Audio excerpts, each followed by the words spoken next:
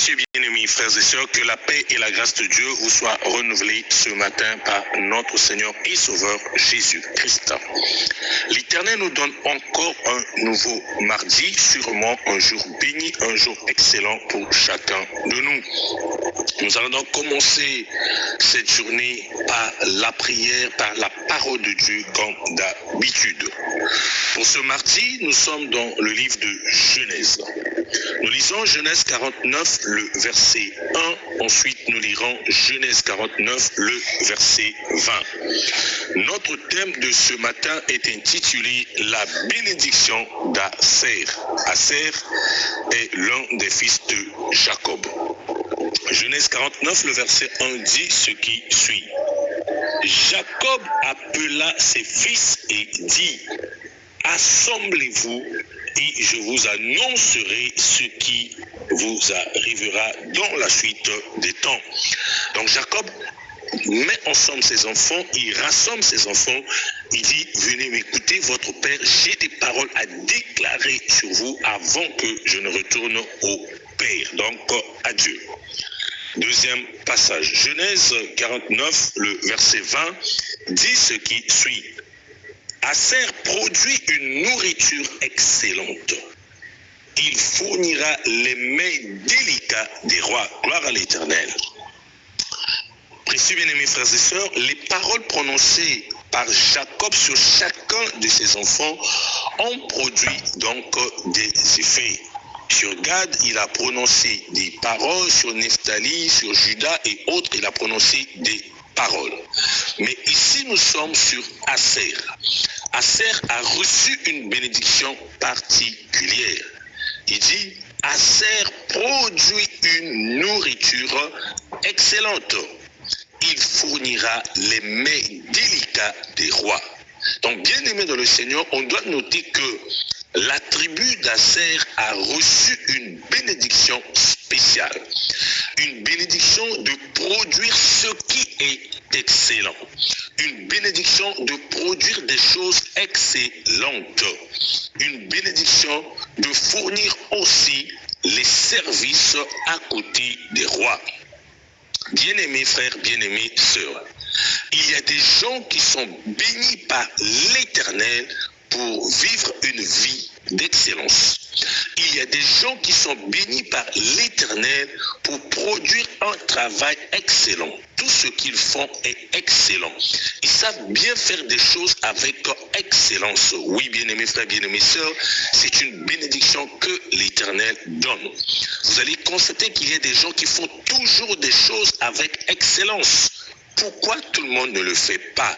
Si tu arrives à le faire, ça veut dire qu'il y a une bénédiction spéciale sur toi, une bénédiction qui ressemble à celle d'Aser. Voilà pourquoi, bien aimé, n'attaquons pas certaines personnes, ne combattons pas certaines personnes.